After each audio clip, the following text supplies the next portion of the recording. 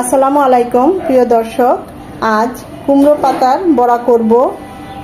খুবই ক্রিস্পি এবং খুবই মজা হয়। এটা এমনি এমনি শুধু খাওয়া যায়, আবার ভাত দিয়েও খেতে পারেন, সস দিয়ে খুব ভালো লাগে, যে কোনো সস দিয়ে।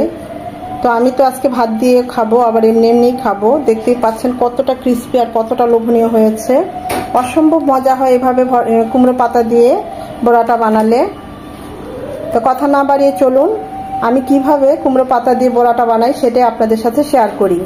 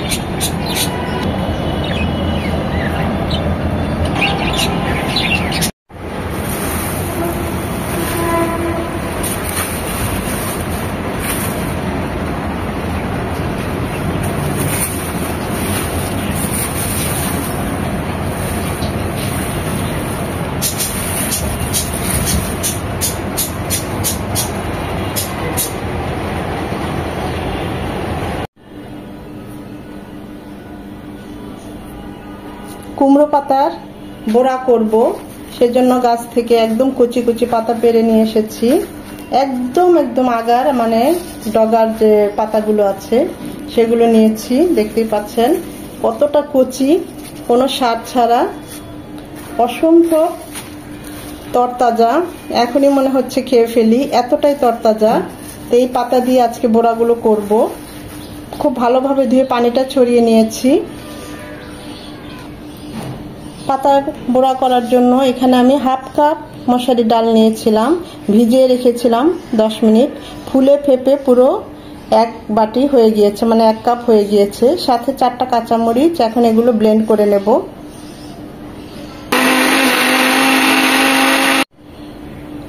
কুমড়ো পাতা বড়াগুলো ভাজার জন্য এখানে আমি ডাল বাটা নিয়েছি, সাথে কাঁচামরিচ আছে, একসাথে ব্লেন্ড করে নিয়েছি 3 চামচ চালের গুঁড়ো।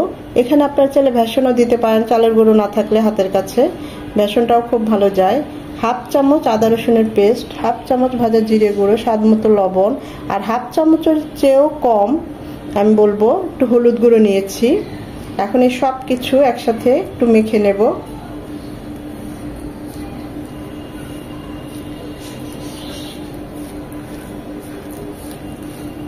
এই ব্যাটারটা খুব বেশি পাতলা হবে না, একটু ঘন ঘনই থাকবে, তাই আমি এখনই পানি দিচ্ছি না। যদি মনে হয় যে বেশি টাইট হয়ে গিয়েছে তখন আমি একটু পানি ইউজ করব।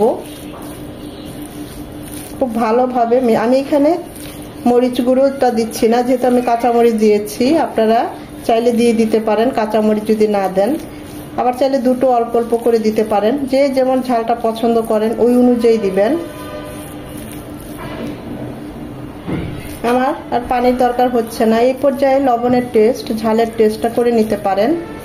এই পর্যায়ে লবণটা একটু বেশি দিবেন, যেন পাতার সাথে ভাজলে একদম অ্যাডজাস্ট হয়।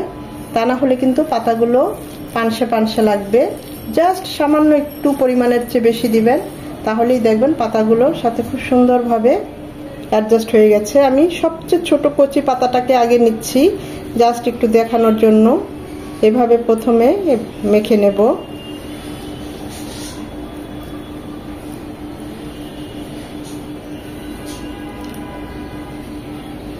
এটা যেহেতু খুবই ছোট, তাই এটাকে আর ভাঁজ করার কোনো দরকার নেই।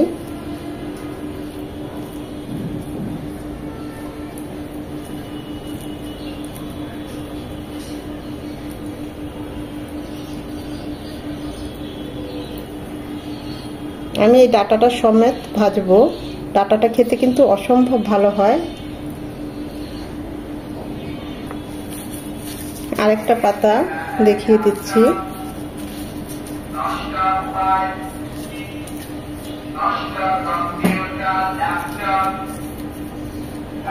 কুমড়ো ফুল ভাজা আমার ভিডিওতে দেওয়া আছে, চাইলে দেখে নিতে পারেন। অসম্ভব মজার ওই রেসিপিটা।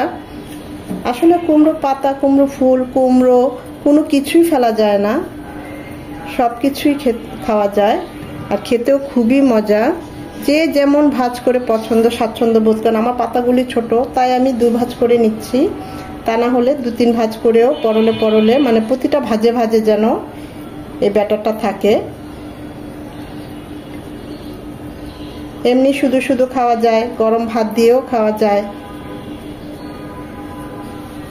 আমি তো আজকে গরম ভাত দিয়েই খাবো।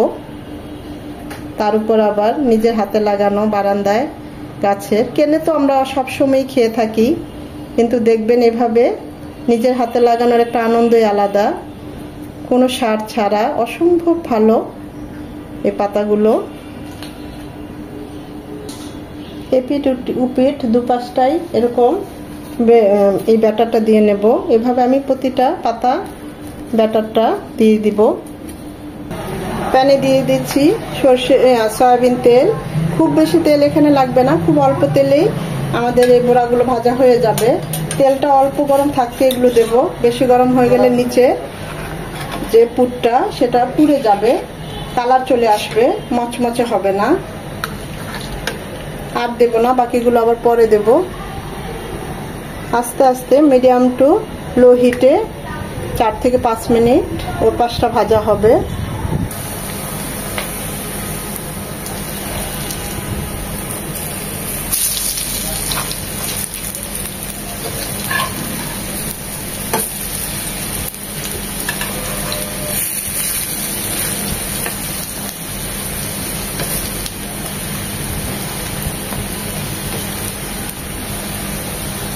ওই পাশটা এরকম 3 থেকে 4 মিনিট মিডিয়াম টু লো হিটে ভেজে এরকম মচমচে করে নেব।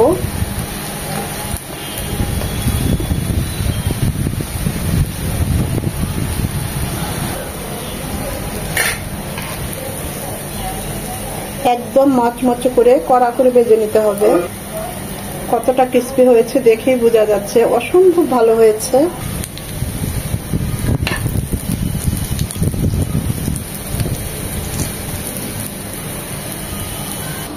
সবচেয়ে যে কচি পাতাটা দিয়ে বানিয়েছি সেটা হচ্ছে এই পুচকেটা।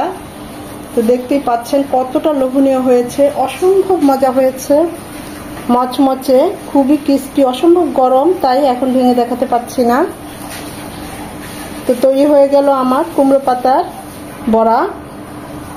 তার উপরে আবার নিজের বারান্দায় নিজের হাতে লাগানো গাছের পাতা দিয়ে খুবই আনন্দ লাগছে, অসম্ভব ভালো লাগছে, আর খেতেও অসম্ভব ভালো হয়।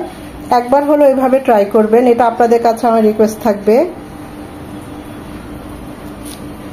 একটা লাইক অবশ্যই দিবেন, কারণ এই লাইকটা পরবর্তী ভিডিও করতে আমাকে উৎসাহিত করে, সাহায্য করে।